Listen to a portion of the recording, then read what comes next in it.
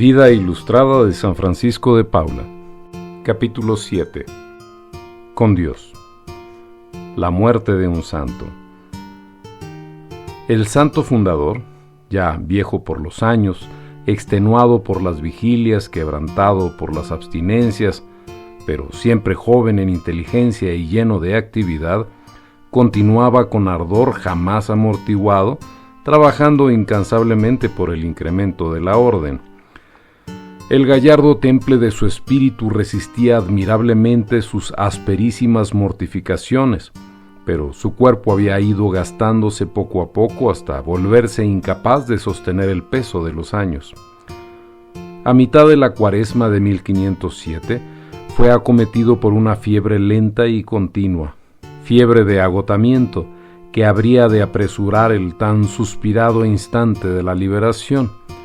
Mientras esperaba el encuentro con el Señor, lo cual había predicho 3 meses antes, prescindiendo del descanso, se preparó para pasar a la eternidad.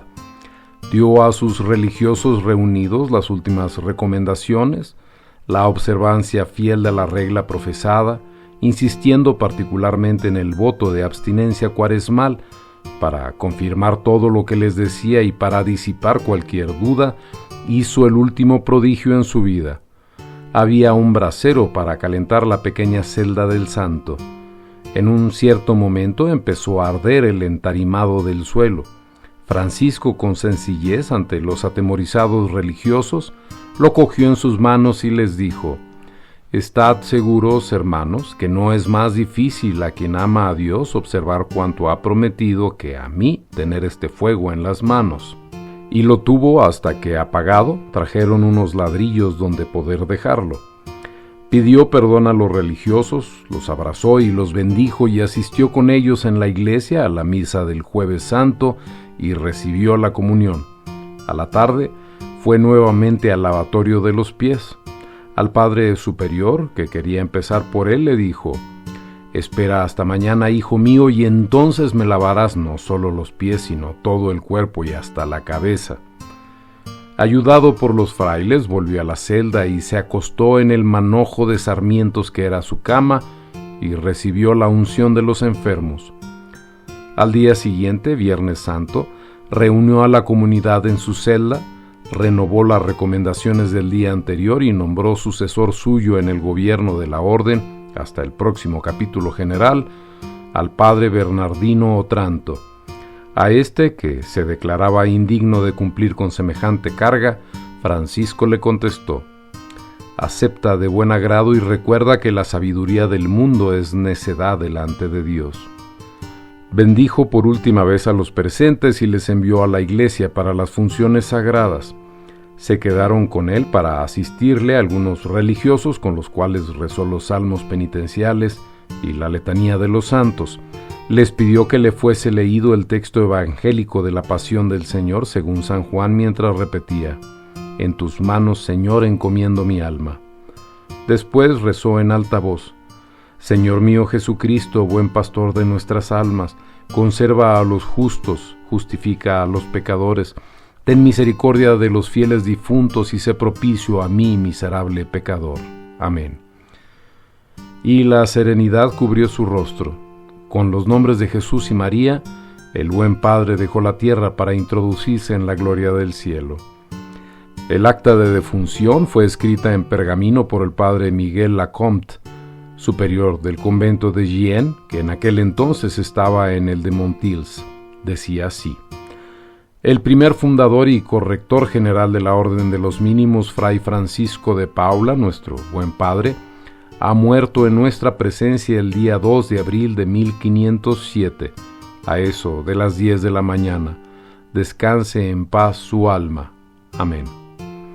El santo tenía 91 años y 6 días, 64 pasados en Calabria, 3 en Sicilia y 24 en Francia. Dejaba la orden por él fundada, extendida en 4 naciones de Europa con 33 conventos. Dejaba sobre todo un rastro luminoso de santidad que maravillaría al mundo entero. El cadáver de Francisco fue expuesto en la iglesia de Montils y desde el primer momento fue un continuo afluir de gente de toda condición para orar y ver por última vez al santo. Un testigo ocular depuso en el proceso de beatificación: es imposible decir cuántos miles de personas de uno y otro sexo, de todas las edades, pasaron ante su cuerpo e hicieron correr la voz de su muerte. Afluían desde todas las calles por ver el cuerpo sin sepultar todavía, veneraban aquel cuerpo nobilísimo que había hospedado un alma tan insigne y besaban sus manos, instrumentos de tantas maravillas obradas. Aquellos que experimentaron su beneficencia le imploraban intercediera por ellos ante Dios. No eran vanas sus oraciones, ni nada negaba la divina bondad por los méritos y la intercesión de su siervo. No obstante la guardia puesta por el rey Luis XII, 20 gentiles hombres lograron repartirse parte de la túnica como preciosa reliquia, y hubo quien logró apoderarse del cilicio y las disciplinas, un cinturón de cuero que llevaba. Todos deseaban tocar y besar aquel cuerpo que se mantenía con flexibilidad inusitada. Al contacto con el cuerpo, todavía floreció el milagro.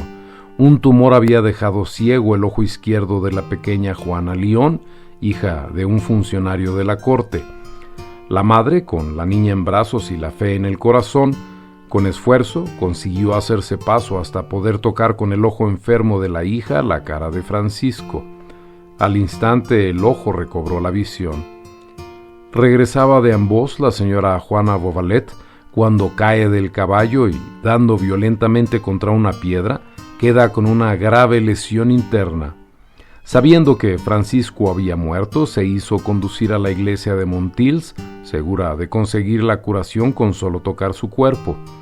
Pero grande fue su desilusión cuando supo que ya había sido colocado y cerrado en la caja. Tanto rogó, tanto suplicó, que los religiosos abrieron la caja para que pudiera ver el rostro. Bastó aquella rápida mirada para recuperar las fuerzas y la curación. El cuerpo fue sepultado en la misma iglesia de Montils, a la presencia de nobles y gente humilde. La fama de santidad que Francisco se había conquistado en vida fue refrendada con sorprendente rapidez por la autoridad eclesiástica. Para conseguirlo, un coro unísono de súplicas se dirigieron al sumo pontífice por parte de los reyes de Francia, de otros monarcas, cardenales, obispos, nobles y del pueblo.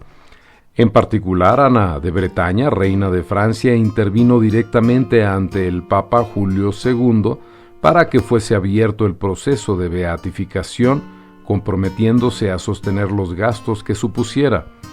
La reina devolvía así el deber de gratitud al santo que le había curado a la pequeña hija Claudia. Julio II, a petición también del padre Binet de la Orden de los Mínimos, el 13 de mayo de 1512, dispuso que fuese iniciada la recogida de testimonios sobre la vida, las virtudes y los milagros del siervo de Dios. Se compilaron 2 procesos, en Francia uno y otro en Calabria, en los que se escuchó exhaustivamente 160 testimonios, todas personas dignas de fe, con gran riqueza de particularidades, contaron las maravillas obradas por el humilde ermitaño, de las que fueron directos y atónitos espectadores. El Papa León X, el 7 de julio de 1513, decretó para Francisco los honores de beato, fijando la fiesta litúrgica para el 2 de abril, día de su muerte. El día 1 de mayo de 1519, principalmente por el interés del rey Francisco I, marido de Claudia, que había obtenido del santo la curación instantánea, de personalidades y ciudades de Francia y Calabria, el mismo León X lo inscribió en el libro de los santos con una solemne ceremonia en la Basílica Vaticana. Se cumplía la profecía del ermitaño: yo seré santo cuando tú seas papa. Francisco I regaló en aquella ocasión 70,000 escudos de oro y los ornamentos para adornar la Basílica de San Pedro. Hizo acuñar una medalla como recuerdo que llevaba por un lado su efigie y por el otro la del santo con la inscripción: al propagador de la estirpe real. Francisco I recordaba que él había nacido por intercesión del santo, a quien su madre, Luisa de Saboya, se había dirigido con gran confianza prometiéndole: «Si vos con vuestras oraciones me obtenéis de Dios un hijo, yo por gratitud le llamaré con vuestro nombre».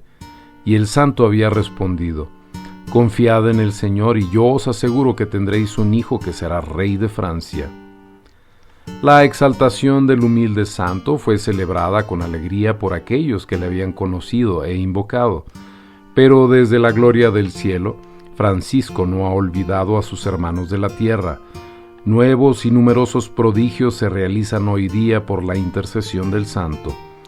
La gente que trabaja en el mar es la que más ha experimentado el valioso patrocinio de quien camina sobre las aguas del estrecho de Mesina.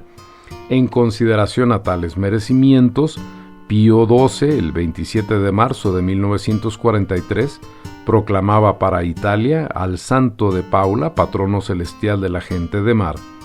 Desde 1951, la diócesis de Cosenza lo tiene como su peculiar patrono. Juan XXIII, el 2 de junio de 1962, acogiendo las peticiones del episcopado y del pueblo calabrés, extendía el patronato al santo a toda Calabria. Francisco había profetizado al rey Luis XI que su reino sería castigado con el flagelo de la herejía poco después de su muerte.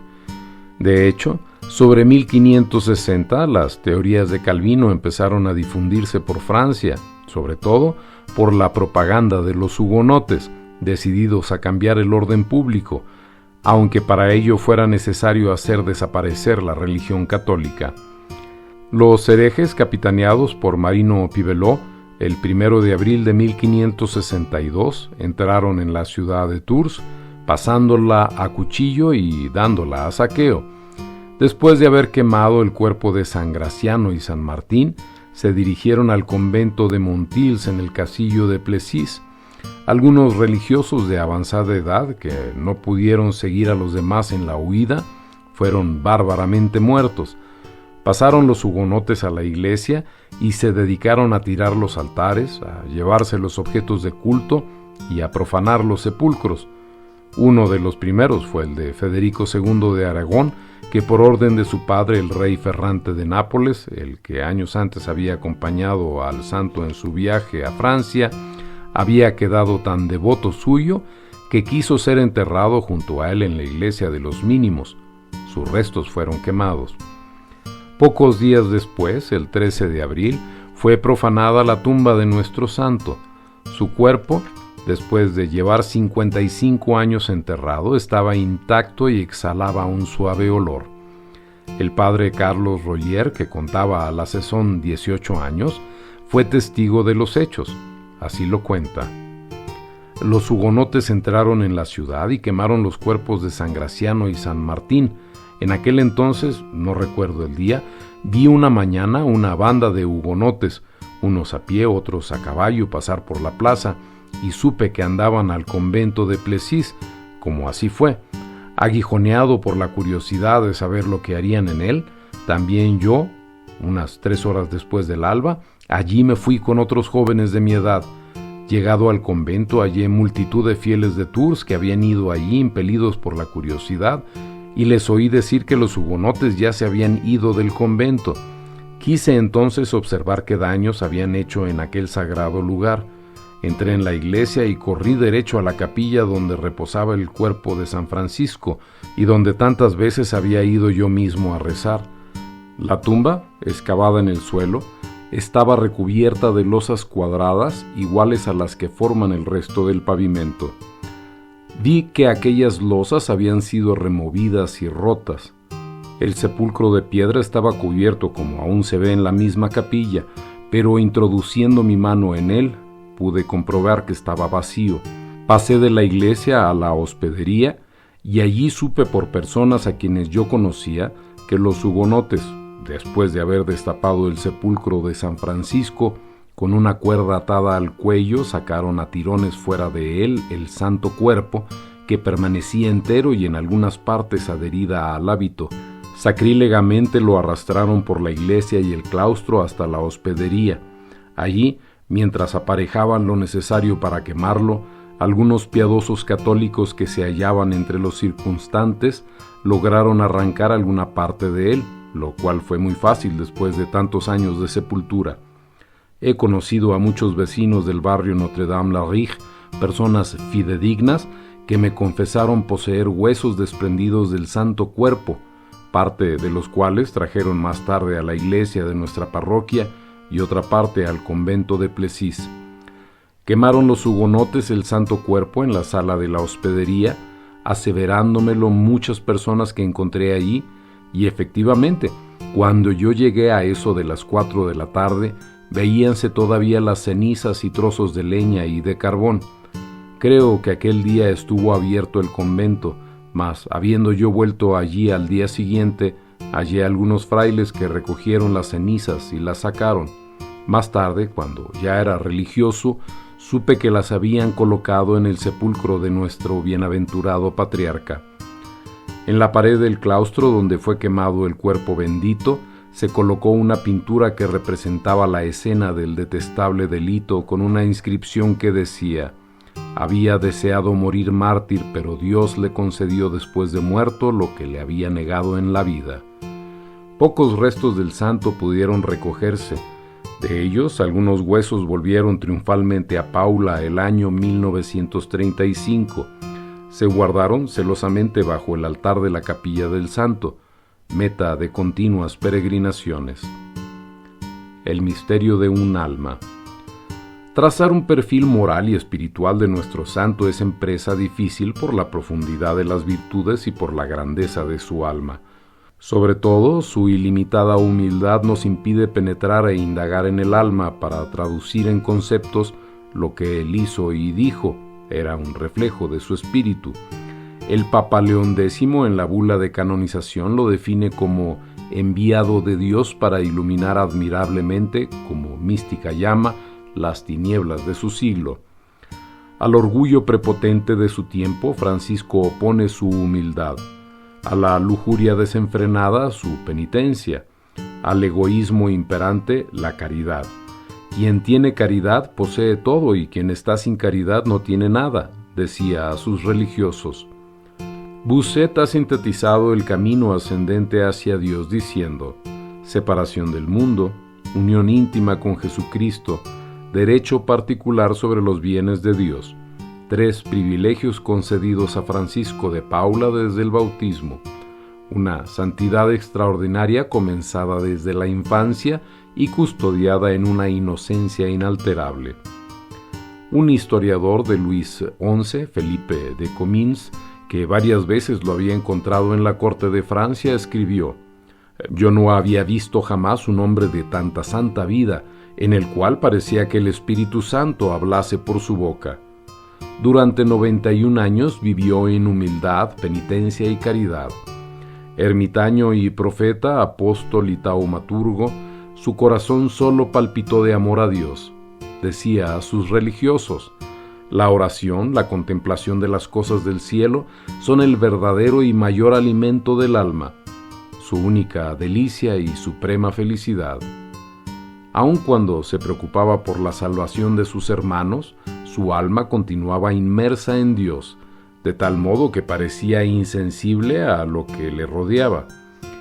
El compañero fiel de sus laboriosas jornadas era Cristo crucificado. Su modelo y el fin de su vida no podía ser otro que Cristo. Supo encontrar la voz de Cristo tanto en las inquietudes de la primavera como en las tempestades del crudo invierno cálabro. Supo descubrir la mirada de Cristo también en el sol llameante que se espejeaba en el azul del mar y en las estrellas que temblaban de frío en las gélidas aguas del Isca durante sus noches de penitencia y oración.